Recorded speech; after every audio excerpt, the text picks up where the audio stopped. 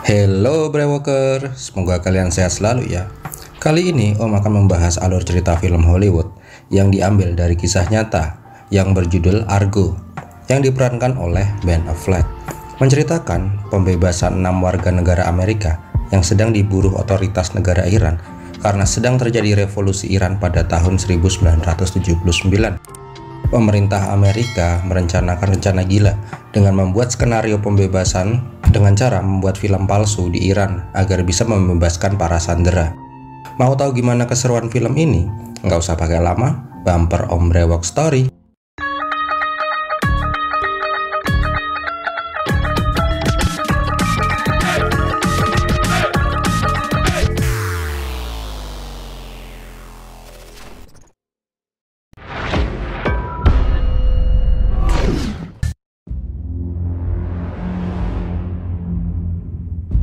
Tahun 1979, terjadi revolusi Iran yang menandakan akhir dari rezim Reza Pahlavi, presiden Iran yang berkuasa dari tahun 1953 sampai 1979. Reza Pahlavi terkenal dengan pemerintahan yang kejam dan syarat akan korupsi. Di bawah kepemimpinannya, rakyat Iran menderita kemiskinan dan kelaparan. Tahun 1979 menjadi tonggak bersejarah bagi bangsa Iran. Imam besar Syiah Ayatollah Khomeini merebut tampuk kekuasaan Iran yang mengakibatkan pemburuan besar-besaran bagi rezim Reza Pahlavi. Reza Pahlavi yang dekat dengan Amerika akhirnya mendapatkan suaka dari pemerintah Amerika. Terjadi demonstrasi besar-besaran di Irak untuk menuntut dikembalikannya Reza Pahlavi ke Iran dan diadili. 4 November 1979 terjadi demonstrasi besar-besaran di depan kedutaan Amerika Serikat di Iran. Terdapat 60 orang warga negara Amerika dan beberapa warga negara Iran pendukung rezim Pahlavi yang meminta pengajuan suaka ke Amerika. Terjadi kepanikan pada saat demonstran berhasil menjebol barikade kedutaan. Pegawai kedutaan mencoba membakar dan menghancurkan semua dokumen rahasia negara. Pihak militer Amerika pun tidak bisa berbuat banyak, selain hanya bisa menembakkan gas air mata. Karena bila sampai terjadi baku tembak, hal itu akan menjadi awal dari peperangan antara Amerika dan Iran. Singkat cerita, para demonstran dapat menguasai kedutaan Amerika dan menyandra warga negara Amerika di sana. Dan juga mereka mengeksekusi warga negara Iran yang mendukung rezim Reza Pahlavi. Tetapi di tengah kekacauan itu, ada 6 orang kedutaan yang berhasil menyelinap keluar dan berhasil melarikan diri. Mereka berenam ditolong oleh Duta Besar Kanada di Iran dan dipersilahkan untuk menginap sementara sampai suasana kembali kondusif. Pemerintah Amerika yang mengetahui penyerangan kedutaan tidak mau bernegosiasi dengan Iran untuk mengekstradisi Reza Pahlavi. Akhirnya dibentuk tim khusus untuk misi penyelamatan sandera. Prioritas mereka adalah mengembalikan 6 orang yang berhasil kabur sebelumnya keluar dari Iran secepat mungkin. Karena bila sampai tertangkap oleh tentara Iran, mereka berenam akan langsung dieksekusi karena dianggap sebagai mata-mata Amerika. Salah satu tim pembebasan adalah agen CIA, Tony Mendes, yang diperankan oleh Ben Affleck. Di hari ke-69, Amerika masih belum bisa memberikan angin segar. Masyarakat Amerika yang marah mendesak pemerintah untuk segera memulangkan seluruh warga negara Amerika yang berada di Iran. Di sisi lain, pemerintah yang diburu waktu merencanakan berbagai macam rencana pembebasan. Sampai suatu waktu, Tony menelpon anaknya yang sedang menonton film fantasi action. Hal itu membuat Tony memiliki ide gila, yaitu membuat rencana pembebasan seolah-olah mereka adalah warga negara Kanada yang sedang mengunjungi Iran untuk membuat film fantasi action berlatar belakang Timur Tengah. Ide ini jelas ditolak oleh sebagian dewan, karena ide ini sangat berisiko dan konyol. Tetapi mereka tidak memiliki opsi lain selain ide yang ditawarkan oleh Tony. Untuk mendukung skenario pembebasan itu, Tony pergi menuju LA untuk menemui John Chambers, seorang seniman tata rias Hollywood yang sebelumnya pernah bekerja sama dengan CIA. John yang mendengar ide gila Tony merasa tertantang untuk membantu, tetapi dia berkata, untuk memuluskan rencananya, Tony harus membuat film sungguhan agar dunia internasional tahu bahwa mereka benar-benar orang studio yang sedang berencana membuat film di Iran. John menyarankan untuk menemui produser yang dia kenal, yaitu Lester Siegel. Awalnya, Lester menolak karena misi itu adalah hal bodoh dan tidak mendatangkan profit. Tetapi dengan bujukan Tony, akhirnya Lester bersedia membantu. Bersama-sama mereka membuat rumah produksi film palsu. Lester mengatakan, bila ingin rencana mereka berhasil, mereka butuh publikasi secara internasional. Akhirnya, mereka memutuskan untuk membuat film yang terinspirasi dari Star Wars yang bersetting di Timur Tengah, yang mereka beri judul Argo. Tidak tanggung-tanggung, Tony dan Lester menemui pembuat skenario terkenal Hollywood. Mereka juga membuat gala dinner dan publikasi besar-besaran di hotel mewah LA agar membuat semua orang percaya akan dibuat film besar yang mengambil latar belakang di Timur Tengah. Tony pun ikut dalam penyamarannya. Dia menjadi Kevin Harkin, seorang produser yang akan membiayai film Argo. Di sisi lain, di Iran, tuntutan untuk mengembalikan Reza Pahlavi semakin marak. Pemerintah Iran mengancam akan membunuh para sandera Amerika bila mereka tidak segera mengembalikan Reza Pahlavi. Pada saat persiapan sudah hampir selesai, Tony harus menerima kenyataan bahwa misi penyamaran mereka dibatalkan karena fotonya terpampang di majalah yang membuat para petinggi tidak mau mengambil resiko misi mereka bocor ke publik. Tony yang yakin dengan misinya mencoba melobi atasannya, Jack O'Donnell, agar mempertemukannya dengan Dewan. Tony mengatakan mereka kehabisan waktu dan hanya inilah rencana yang masuk akal untuk masuk ke Iran secara diam-diam. Akhirnya para Dewan menyetujui rencana Tony dan misi penyelamatan 6 sandera pun dimulai. 27 Januari 1980, Tony tiba di Istanbul, Turki. Dia menemui agen mata-mata Amerika di sana untuk mendapatkan info masuk ke Iran. Di Turki pula lah dia mengajukan visa di kedutaan Iran.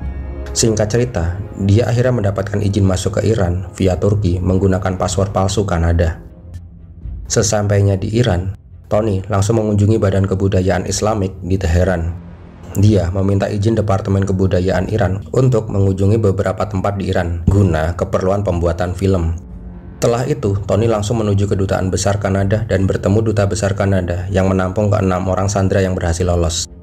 Duta Besar Kanada yang bernama Kenneth Tyler akhirnya memberikan 6 paspor Kanada sebagai identitas palsu bagi ke-6 orang sandera. Sesampainya di kediaman Dubes Kanada, Tony menceritakan kepada semuanya rencana gila yang akan membebaskan mereka. Sebagian sandera tidak mau mempercayai rencana Tony karena rencananya terdengar sangat konyol. Tetapi karena tidak memiliki pilihan lain, akhirnya mereka semua bersedia menerima rencana Tony. Mereka mulai menghafalkan peran mereka masing-masing sebagai warga negara Kanada dan sebagai kru film yang akan membuat film di Iran. Keesokan harinya, izin dari Departemen Kebudayaan Islam Iran akhirnya turun. Tetapi dengan satu syarat, mereka harus dikawal pada saat melakukan survei tempat.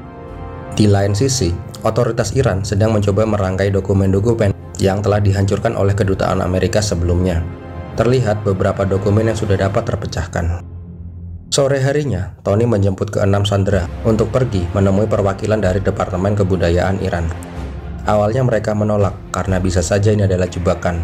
Tetapi Tony meyakinkan mereka, inilah satu-satunya jalan agar mereka bisa keluar dari Iran. Di tengah perjalanan, suasana mencekam mendatangi mereka. Mobil mereka terjebak oleh demonstran anti-Amerika. Tetapi dengan ketenangan Tony, akhirnya mereka semua dapat lolos dari para demonstran. Sesampainya di pasar, tempat yang ditentukan untuk bertemu dengan perwakilan Departemen Kebudayaan Iran, Tony memperkenalkan diri sebagai Kevin Harkin, seorang produser, dan para kru filmnya. Terlihat wajah tidak nyaman ke-6 sandera pada saat memasuki pasar. Ternyata tujuan mereka dibawa ke pasar adalah untuk memata-matai mereka. Sesampainya di tengah tur, terjadi keributan yang membuat kondisi menjadi mencekam. Dengan susah payah, Tony dan para sandera akhirnya dapat meloloskan diri dari pasar. Di tempat lain, kediaman Dubes Kanada didatangi oleh Intel Iran. Intel ini menanyakan beberapa pertanyaan tentang tamu kedutaan Kanada kepada ART kedubes yang bernama Sahar. Sahar mencoba menutup-nutupi tentang ke-6 para sandera. Setelah mendengar penjelasan Sahar, akhirnya para Intel kembali. Sesampainya di kediaman Dubes, Tony diceritakan tentang kejadian siang tadi. Dubes menyarankan untuk segera meninggalkan Iran secepatnya karena suasana yang sudah sangat tidak kondusif. Tony pun mengatakan besok mereka akan mencoba keluar dari Iran. Di Amerika, Menteri Pertahanan yang bernama Jordan Hamilton mengetahui rencana Tony itu sangat berisiko saat ini. Dia berubah pikiran dengan membatalkan misi penyelamatan. Dia lebih memilih untuk mengirim kekuatan Delta Force untuk membebaskan para sandera. Jack selaku pimpinan Tony mengabari Tony bahwa misinya dibatalkan dan dia diminta untuk segera kembali ke Amerika. Tony dan Dubes yang mengetahui misi mereka dibatalkan tidak tega untuk memberitahu para sandera. Keesokan harinya, Tony mengambil keputusan penting yang gila. Dia mengabaikan perintah langsung dan menjalankan misi awalnya. Akhirnya, Tony dan para sandera keluar dari rumah Dubes. Begitu pula dengan Dubes Kenneth Tyler dan keluarganya. Mereka dan semua orang di rumah itu pergi meninggalkan Iran. Di Amerika, Jack kebingungan luar biasa karena misi yang sebelumnya sudah dibatalkan akhirnya dijalankan kembali. Jack kemudian menghubungi Jordan untuk mengaktifkan kembali misinya, karena nyawa 7 orang warga Amerika dipertaruhkan di sini. Akhirnya misi penyelamatan Argo kembali aktif. Suasana mencekam terlihat pada saat pemeriksaan di bandara. Ada 3 tahapan pemeriksaan. Pertama, mereka berhasil lolos pada saat checkpoint paspor. Tetapi di pemeriksaan kedua, mereka mendapatkan sedikit masalah yang akhirnya membuat mereka tertahan. Untungnya, mereka memiliki surat izin dari Departemen Kebudayaan Iran, sehingga mereka dapat membuktikan bahwa mereka benar-benar membuat film di Iran dan dapat melewati checkpoint kedua ini. Di pemeriksaan ketiga, mereka langsung diperiksa oleh pasukan intelijen Iran. Mereka semua dicurigai sebagai warga Amerika. Mereka menjelaskan tujuan mereka adalah untuk membuat film di Iran dan menunjukkan scriptbook agar mereka percaya. Untuk lebih meyakinkan, Tony menyarankan untuk menelepon rumah produksi yang menaungi mereka. Pimpinan pasukan kemudian menelepon rumah produksi. Untungnya, John Camber dapat menjelaskan bahwa mereka bertuju adalah benar-benar menuju Iran untuk survei lokasi film. Akhirnya, mereka semua dapat melanjutkan perjalanan untuk menaiki pesawat. Di tempat lain, Badan Intelijen Iran mendapatkan data kecocokan foto yang diambil dari pasar dan dokumen yang telah dihancurkan sebelumnya. Tak lama, Intel Iran langsung menerobos kediaman Dubes Kanada, tetapi semua sia-sia. Dubes dan keluarganya sudah pergi meninggalkan rumah itu. Intel itu pun langsung menghubungi Intel yang ada di bandara. Terjadi suasana yang amat menegangkan di antara para sandera yang hendak menaiki pesawat dan para Intel di bandara yang sudah mengetahui bahwa mereka kecolongan. Mengetahui mereka kecolongan, tentara Iran mencoba mencegat pesawat yang ditumpangi para sandera untuk tidak take off. Tetapi mereka terlambat. Pesawat Swiss Air yang mengangkut para sandera berhasil take off.